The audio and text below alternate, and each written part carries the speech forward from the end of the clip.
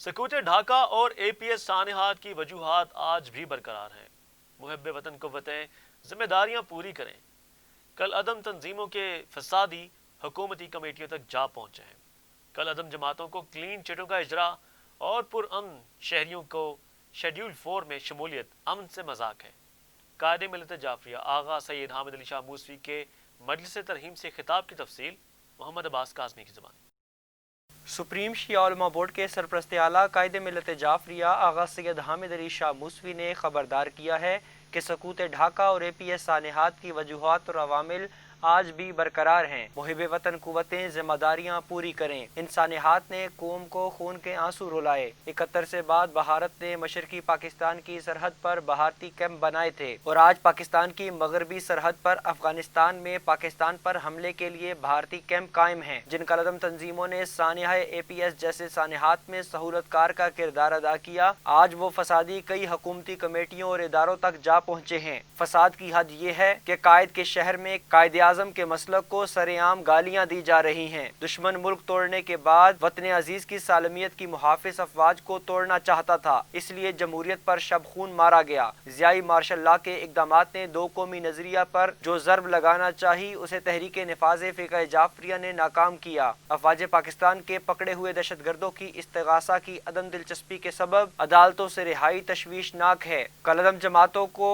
Clean چٹوں کا اجرا اور محب وطن پرامن شہریوں کو شیڈیول 4 میں شامل کرنا فوج اور قوم کی قربانیوں کی پامالی اور امن سے مذاق ہے۔ رد الفساد کے لیے انتظامیہ میں موجود کالی بھیڑوں کی بیخ کنی بھی لازم ہے۔ اے پی ایس کے معصوموں کا لہو نیشنل ایکشن پلان کی ہر شق پر عمل کا سوالی ہے۔ ناصر عباس شہید سمیت دہشت گردی کی بھینٹ چڑھنے والے شہداء کا خون کبھی رائیگاں نہیں جانے دیں گے۔ حسینی جذبے سے نظریہ اساسی کی محافظت کرتے رہیں گے۔ نظریہ پاکستان کو غرق کرنے کی خواہش رکھنے والے خود غرق ہوتے رہیں گے۔ پاکستان سے محبت کی سزا بھگتنے والے بہاری پناہ گزینوں کو پاکستان واپس لایا جائے۔ ان خیالات کا اظہار انہوں نے شہدائے دین و وطن کی بلندی درجات کے لیے منعقدہ مجلس ترحیم سے خطاب کرتے ہوئے کیا۔ آغا سید حامد علی شاہ موسوی نے کہا کہ 65 کی جنگ میں بھارتی ہزیمت ہندوستانی پر ڈان لال بہادر شاستری بھی برداشت نہ کر سکے۔ وہی بدلہ چکانے کے لیے چانکیہ کے پیروکاروں نے را کو تشکیل دیا، جنہوں نے پاکستان کو اندر سے توڑنے کے لیے سر توڑ کوششوں کا آغاز کیا۔ بنگالیوں کو گمراہ کرنے کے لیے سرمائے اور سازش کا بھرپور استعمال کیا گیا۔ بھارت نے مشرقی پاکستان کی سرحدوں پر 3.25 درجن تربیتی کیمپ بنائے۔ دوسری جانب پاکستان کے ارباب اقتدار نے سازشوں کا ادراک نہ کیا اور وہ خطہ جہاں سے پاکستان کی تحریک اٹھی تھی وہی پاکستان سے جدا ہو گیا۔ انہوں نے کہا کہ مودی سینے پر ہاتھ مار کر اعتراف کر رہا ہے کہ وہ مکتی بانی کے رضاکاروں میں شامل تھا، جس سے دنیا کے منصفوں کی آنکھیں کھل جانی چاہیے۔ بھارتیہ جنتا پارٹی کا مودی آج بھی کانگریس کے اندرا گاندھی کے نقش قدم پر چل رہا ہے، جس نے سکوت مشرقی پاکستان پر نظریہ پاکستان کو خلیج بنگال میں غرق کرنے کا نعرہ لگایا تھا، لیکن خود سکھوں پر مظالم کے رد عمل کی نظر ہو گئی۔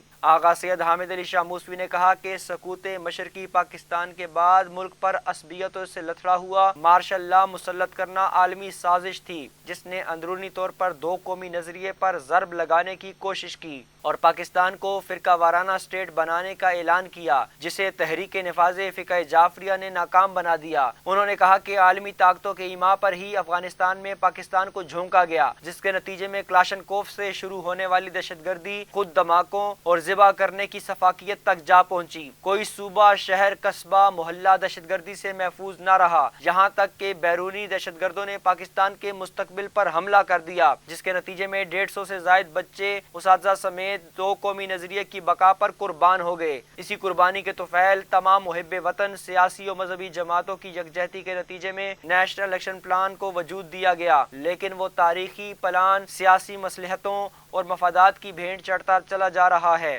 آغا سید حامد علی شاہ موسوی نے کہا کہ مشرقی پاکستان کی علیحدگی کے وقت جو حالات پیدا کیے گئے تھے، آج اس سے بھی زیادہ خطرناک حالات کا سامنا ہے، لہٰذا حکومت، اپوزیشن سمیت تمام محب دین و وطن قوتوں کو سنجیدگی اور دانشمندی کا ثبوت دینا ہوگا اور ذاتی جماعتی مفادات کے بجائے قوم و ملک کے مفادات کو ترجیح اور افہام و تفہیم کو شعار بنانا ہوگا۔